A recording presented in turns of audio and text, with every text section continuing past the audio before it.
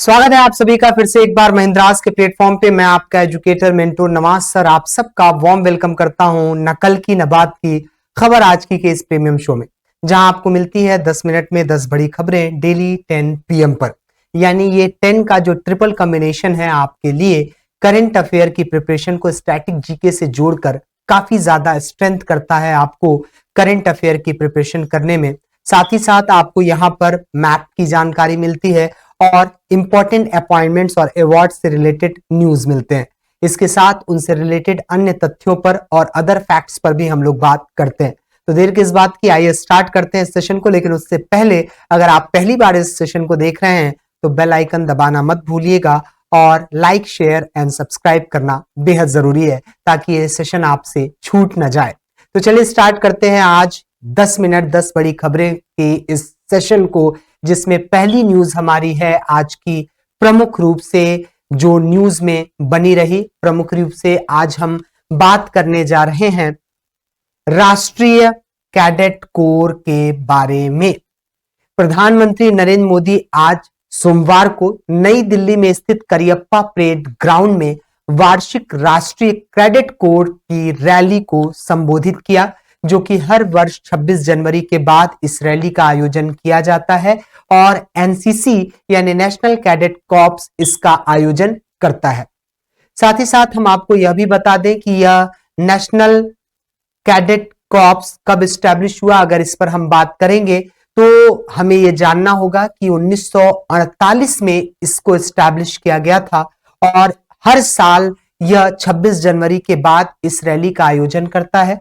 इस वर्ष की एनसीसी पीएम रैली का विषय जो था वह युवा शक्ति विकसित भारत था। तो किसी भी इवेंट का जो थीम वगैरह बनाया जाता है वह हमारे लिए काफी इंपॉर्टेंट हो जाता है और इंपॉर्टेंट थीम को जानना और उसको कोरिलेट करना भी हमारे लिए इंपॉर्टेंट है। राष्ट्रीय कैडेट कोर भारतीय सशस्त्र बलों की युवा शाखा है जिसका मुख्यालय नई दिल्ली में अवस्थित है। साथ ही साथ यह सेना यानी हमारी आर्मी, नेवल और एयरफोर्स के संयुक्त कमान है जो त्रिसेवा संगठन के रूप में 1948 से काम कर रही है।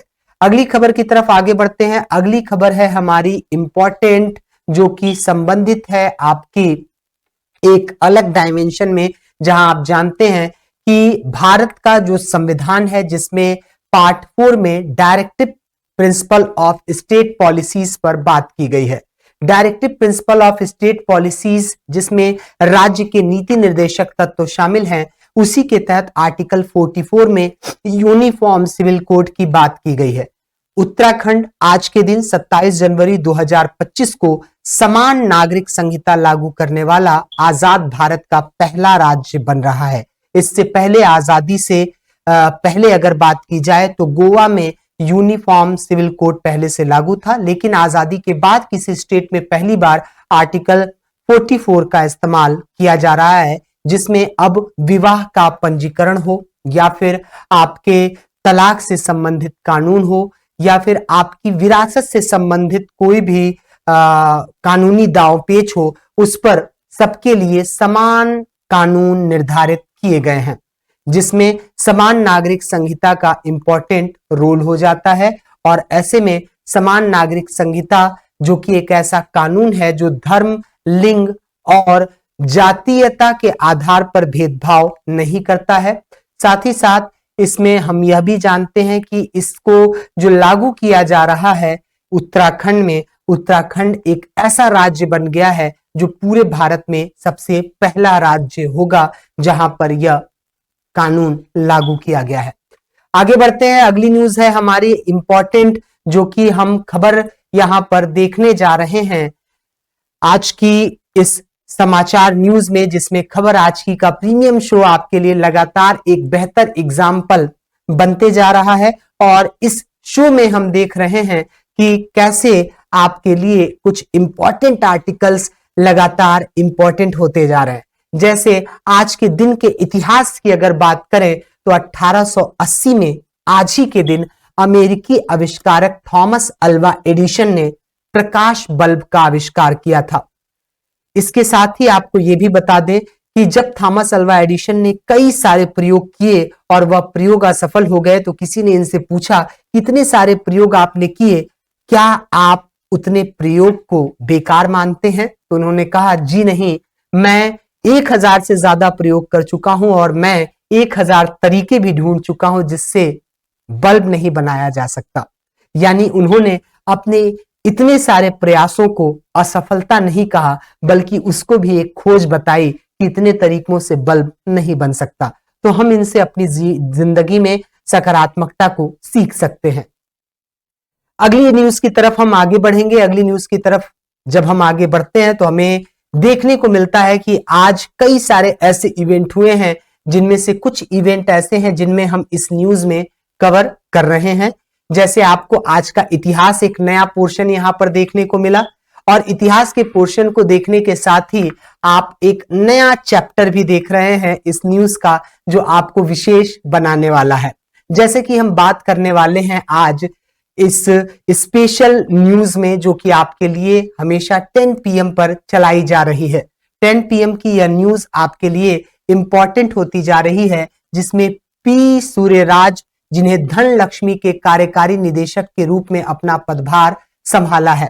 जैसे कि आप सभी जानते हैं, कोई भी अपॉइंटमेंट हो तो वो हमारे लिए इंपॉर्टेंट हो जाती है, और उससे रिलेटेड न्यूज अक्सर एग्जामिनेशन में क्वेश्चन बनकर हमारे सामने दिखाई देते हैं। इसलिए जब भी कोई अपॉइंटमेंट से रिलेटेड न्यूज आए तो आपको उस पर स्पेशल फोकस बनाकर रखना चाहिए, ताकि वो कोई भी पोर्शन आपसे छूट ना जाए।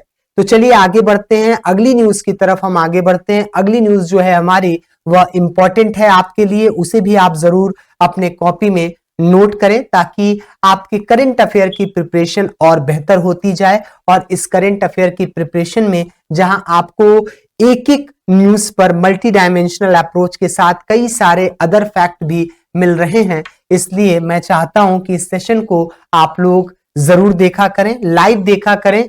ठीक है, तो चलिए आगे बढ़ते हैं। थाईलैंड में समलैंगिक विवाह को कानूनी मान्यता दे दी गई है, और यह दक्षिण पूर्व एशियाई देशों में पहला देश बन गया है जो इस तरह का कानून बना रहा है और लोगों को अनुमति दे रहा है कि वह समलैंगिक होकर भी विवाह कर सकते हैं। तो ऐसे में समलैंगिक विवाह से संबंधित अगर हम न्यूज पर बात करेंगे तो हमें पता चलेगा कि थाईलैंड एक ऐसा देश बन गया है पूरे दक्षिण पूर्व एशिया में जहां पर पहली बार इसकी अनुमति दी गई है। तो थाईलैंड का नाम आया है, तो थाईलैंड की प्रधानमंत्री पेंटोंगटान शिनावात्रा कही जाती हैं, सबसे युवा प्रधानमंत्री हैं, और थाईलैंड की राजधानी बैंकॉक है। और अगर हम इसे मैप में कवर करना चाहें तो हमें मैप को भी लेकर चलना होगा। और हिंदू धर्म का थाईलैंड के राज परिवार पर सदियों से गहरा प्रभाव माना जाता है, और ऐसा माना जाता है कि यह भगवान विष्णु के अवतारों में से हैं। इसके साथ ही थाईलैंड का जो राष्ट्रीय प्रतीक है वह गरुड़ है, जो कि ये इंगित करता है कि यह लोग भगवान विष्णु के अवतार को मानते हैं। अगली न्यूज की तरफ आगे बढ़ते हैं। अगली न्यूज है हमारी, इंदौर उदयपुर को ग्लोबल वेटलैंड सिटीज नेटवर्क में शामिल किया गया है। जैसा कि 1971 में रामसर साइट कन्वेंशन हुआ था, उसी के बाद वेटलैंड्स को घोषित किया जाता है और वेटलैंड दिवस भी मनाए जाते हैं, और भारत में अब तक कई सारे वेटलैंड्स घोषित किए जा चुके हैं। ऐसे में उदयपुर और इंदौर को रामसर कन्वेंशन ऑन वेटलैंड्स के तहत मान्यता प्राप्त की गई है, और इनको वेटलैंड सिटी की मान्यता दी गई है, जो भारत के पहले 2 शहर बनकर इतिहास रचा रहे हैं, जो अपने आप में आर्द्र भूमियों के संरक्षण के लिए जाने जाते हैं। शहरी आर्द्र भूमि की जो सुरक्षा इन लोगों ने की है, ऐसे में WCA जो कि एक स्वैच्छिक मान्यता प्राप्त प्रणाली है, वह रामसर कन्वेंशन के तहत इनको कॉर्पोरेशन ऑफ पार्टीज के तहत यह सिटीज का अवार्ड दे रही है, जिसमें रामसर सिटी या फिर वेटलैंड सिटी का इनको पदवी मिली है। अगली न्यूज की तरफ आगे बढ़ते हैं। अगली न्यूज है हमारी ऑस्ट्रेलिया ओपन से, जो कि हमारी खेल से संबंधित आखिरी न्यूज होती है। और अक्सर आप देखते हैं फ्रेंच ओपन हो या विंबलडन हो या ऑस्ट्रेलिया ओपन, इससे रिलेटेड क्वेश्चन देखने को मिलते हैं। पिछले सेशन में हमने फीमेल को कवर किया था, इस सेशन में हम मेल जो पुरुष खिलाड़ी हैं जिन्होंने जीत हासिल की ऑस्ट्रेलिया ओपन में, वह है जेनिक सिनर। इन्होंने अलेक्जेंडर जेवरेव को हरा करके ऑस्ट्रेलिया ओपन का खिताब जीता है, और यह इनका दूसरा खिताब है। ऐसे में ऑस्ट्रेलिया ओपन से रिलेटेड इंपॉर्टेंट इस न्यूज को जरूर आप कवर करें और आज के सेशन को देखने के साथ ही कमेंट बॉक्स में बताना ना भूलें कि आपको खबर आज की का सेशन कैसा लग रहा है। मिलते हैं अगले सेशन में, तब तक के लिए जय हिंद।